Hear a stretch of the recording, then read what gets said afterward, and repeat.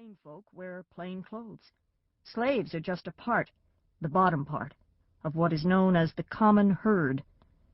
Almost everyone, commoners as well as gentlefolk, seems to think that people are made differently from one another, that some are ordinary and some are extraordinary, that some are elegant and noble, and others are simple and dull.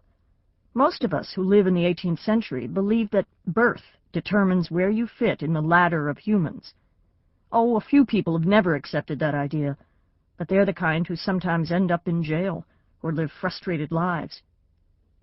It is that very idea of aristocrat and peasant that will be blasted away on July 4th, 1776. Do you see why the earth will shake? In some European towns, laws actually prevent men and women of the upper classes from being friends with lower-class people. Much of the world is like that. Poor people don't have a chance.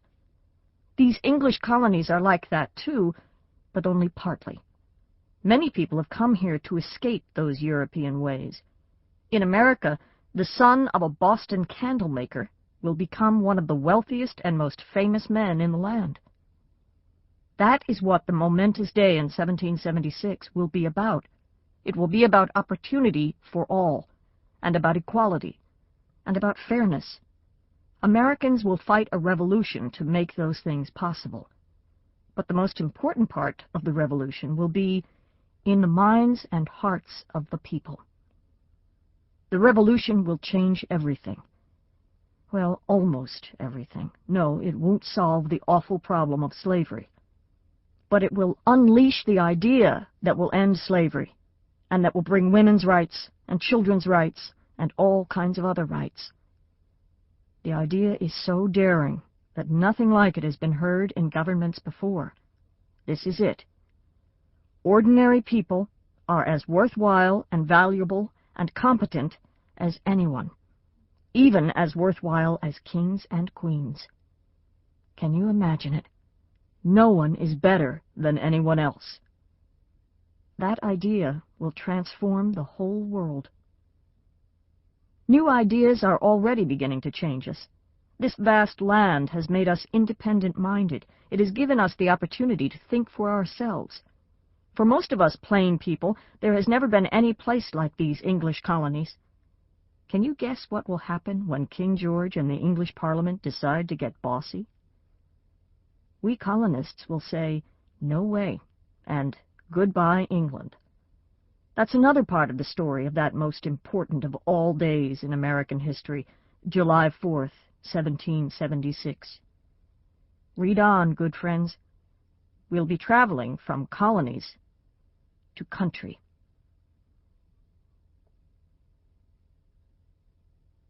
Chapter 1. Freedom of the Press. Peter Zenger was 13 when he sailed to America. He set out from Germany in 1710 with his parents and his brother and sister. They were excited when they left their home. They were looking forward to a good life in a land of freedom and opportunity. But their voyage was long and much worse than anyone expected. Some people died on the ship. Peter's father was one of them. Stop and think how the Zenger children must have felt when the ship finally docked in New York. Their father was dead. They were in a strange land, they had to learn a new language, and they had no money. Their first home was a tent. How would you have felt? Peter became an apprentice to a printer. He was apprenticed for 8 years. His brother became a carpenter's apprentice. His mother and his sister went to work in a Dutch household, helping with housework. They were indentured servants. About half the people who came to America in those days became either indentured servants or apprentices. They worked for the person who paid their boat fare, usually from 3 to 10 years. If they didn't like that person, it was too bad. They were stuck for the period of indenture. Some indentured servants were treated just like slaves. An apprentice was usually better off. At least he or she got a chance to learn a trade. Zenger was apprenticed to William Bradford, a Quaker, who was one of the best printers in the colonies. The Bradfords treated Peter kindly. During the day, he learned the printing trade. At night, Peter went to school, and Mrs. Bradford helped him with his schoolwork. When Peter was 21, he was finally free to go out on his own, and he did. First he set up a print shop in Maryland, but later he moved back to New York. There was enough work in that city for 2 printers. William Bradford was now publishing a newspaper, the New York Gazette. It was the official royal paper. It said only what the English governor wanted said. Now, I won't go into all the politics of the time.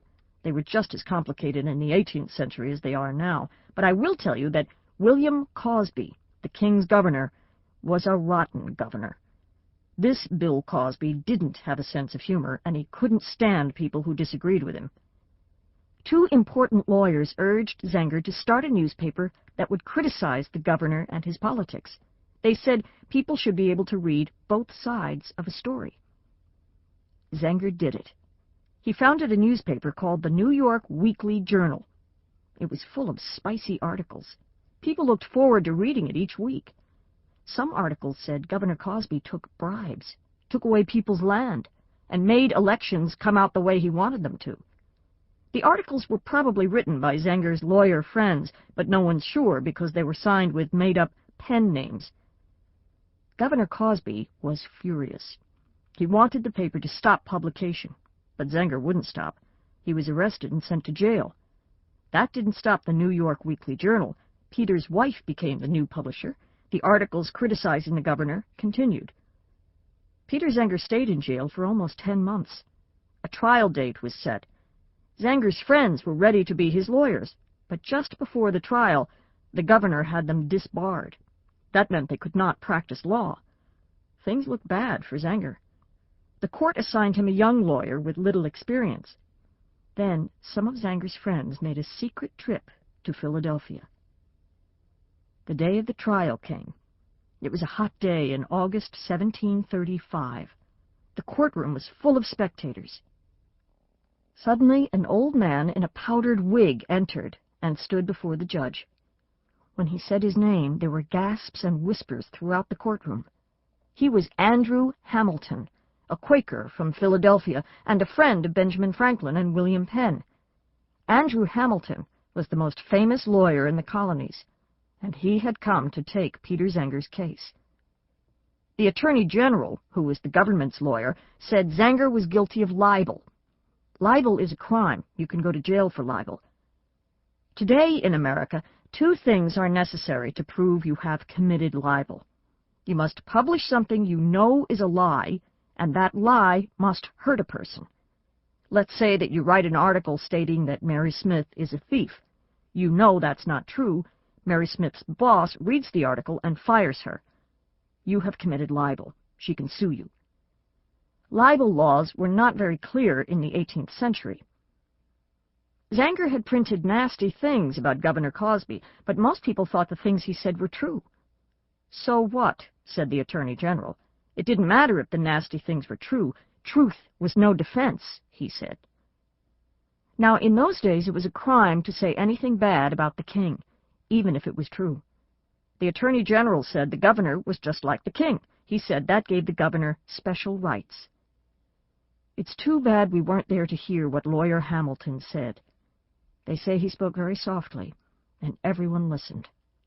Some people who were there seemed to know they were hearing history being made. Free men have a right to complain when hurt, said Andrew Hamilton. They have a right to oppose arbitrary power by speaking and writing truths, to assert with courage the sense they have of the blessings of liberty, the value they put upon it, and their resolution to prove it one of the greatest blessings heaven can bestow. There is no libel if the truth is told, he said. The Attorney General wasn't impressed. He kept saying that the jury could only decide facts.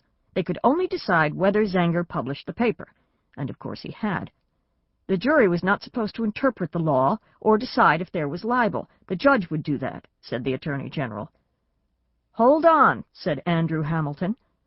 Juries are made up of citizens. Citizens are smart enough to decide matters of law as well as matters of fact. And so this jury was. It said Peter Zenger was not guilty. That case helped give juries the power to decide if the law is being broken. That's an important